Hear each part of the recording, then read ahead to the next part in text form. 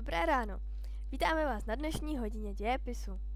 Chtěli bychom vám představit maturitní otázku číslo 15, která se týká první republiky. Budeme hovořit o vzniku první republiky, jejím hospodářství, národnostním složení, politickém uspořádání, zákonech a reformách, hospodářské krizi a také o zániku první republiky. Na úvod bych řekla, že první republika vznikla dne 28. října roku 1918, kdy ji vyhlásilo tzv. 5 mužů října, což byli Stříbrný, Šrobár, Soukup, Švehla a Rašín, jak vidíte na obrázku. A dne 30. října se Martinskou deklarací připojilo i Slovensko. První 2 roky platila prozatímní ústava a až v roce 1920 byla sepsána Ústava Československé republiky, kterou bylo připojeno Těšínsko a jako hranice s Polskem byla stanovena řeka Olše. A první republika zanikla v roce 1938 podepsáním Mnichovské dohody.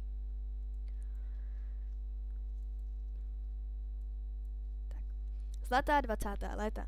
20. léta 20. století byla v Československu označena jako Zlatá 20. léta. Růst ekonomiky byl poznamenán Rašínovou měnovou reformou, která měla za úkol oddělit československý peněžní oběh od ostatních částí bývalého Rakouska-Uherska. I když se těmto létům říkalo zlatá, vše tak úplně zlaté nebylo. V nově vytvořeném státě existovaly napjaté vztahy mezi národnostními skupinami, Němci se necítili být Čechy a bylo jim upíráno právo na sebeurčení, kterým se vedení republiky při vzniku tak ohánělo. Na obrázku vidíme Deutsche Böhmen, což byl region v Čechách, který vznikl a trval krátce po první světové válce. Rozkládal se v severních a západních Čechách a byl obýván Němci. Většina lehkého průmyslu byla koncentrovaná právě v této části a Němci bojovali za připojení této oblasti, nicméně jejich snahy byly násilně potlačeny. Dále budeme hovořit o Slovenské republice Rad, což byl dočasný komunisticky orientovaný státní útvar, existující od 16. června do 7. července roku 1919 na jihovýchodě Slovenska. Občané této oblasti se chtěli připojit k Maďarsku, jejich snahy však byly také potlačeny. Národnostní složení první republiky. V nově vzniklé Československé republice žilo 8,5 milionu Čechoslováků, to jsou růžoví, z toho pouze 2 miliony žili na Slovensku, dále 3 miliony Němců, což jsou na obrázku modří, 750 000 Maďarů, ti jsou zelení, a 400 000 Rusínů, to jsou oranžoví.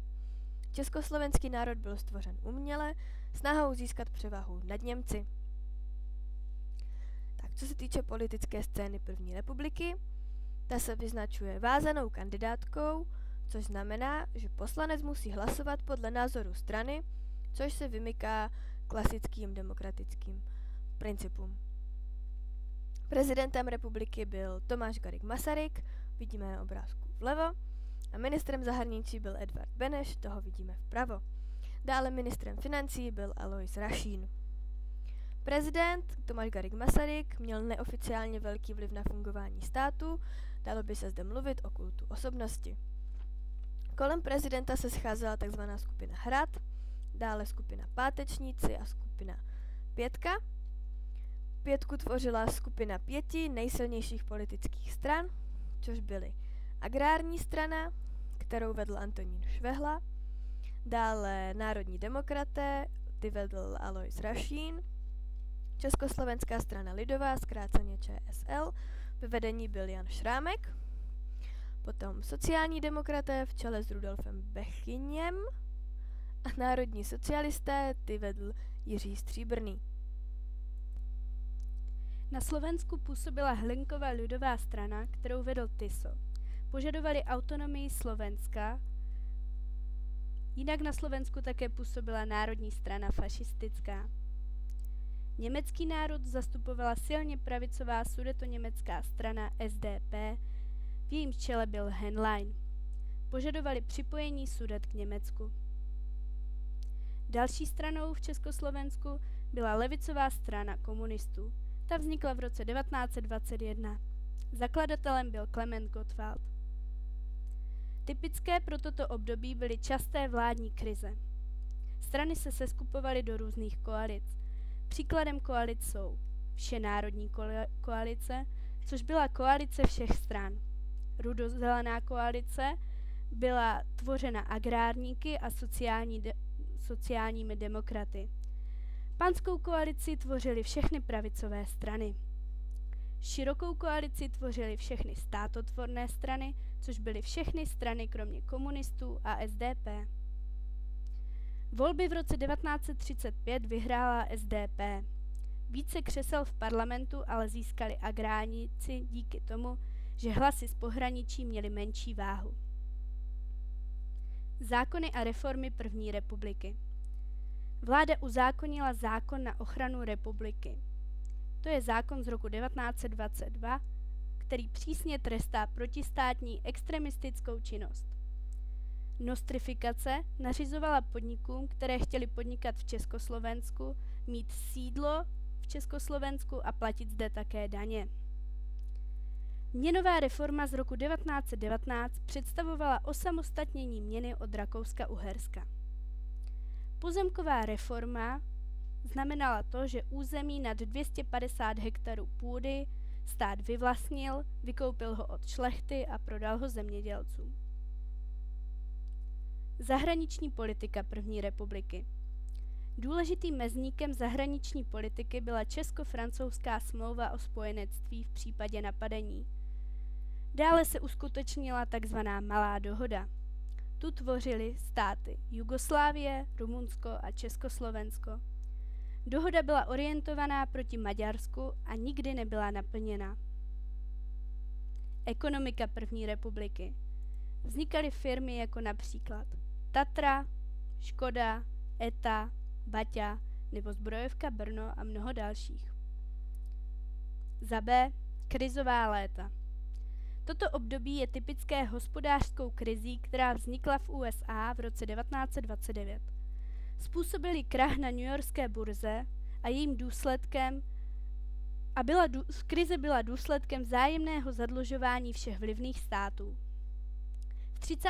letech krize dorazila i do Československa, kde poprvé postihla zemědělství, poté lehký a nakonec i těžký průmysl. Němci byli krizí postiženi více než Češi. Důsledkem krize byl nárůst extremismu v pohraničí. Komunisté z krize obviňovali kapitalisty a nacisté Židy. Hledali se způsoby řešení. Například se rozdávaly žebračenky, což byly příděly Lidla. Dotovaly se firmy, kde pracovalo více než polovina Čechů a méně Němců. Kladl se důraz na stavby, posiloval se zbrojní průmysl. Rušily se kartely. Do té doby se firmy dohodly, že nechají ceny na určité výši. Zrušení znamenalo, že si museli konkurovat firmy a snížily se tím ceny. Měna se devalvovala. Zaváděl se zmocňovací zákon. To znamenalo, že vláda vydávala zákony bez souhlasu parlamentu. Karlovarský program z roku 1938. Byl program požadavků SDP, na které už Beneš nemohl přistoupit. Požadavky byly záměrně nesplnitelné. Ostravská provokace se uskutečnila v roce 1938. V Ostravě byli Němci uvězněni za pašování zbraní. Probíhala zde demonstrace, která byla potlačena policií. Češi byli obviňováni z šikany Němců. Typický příklad toho, kdy se Němci stavěli do role obětí.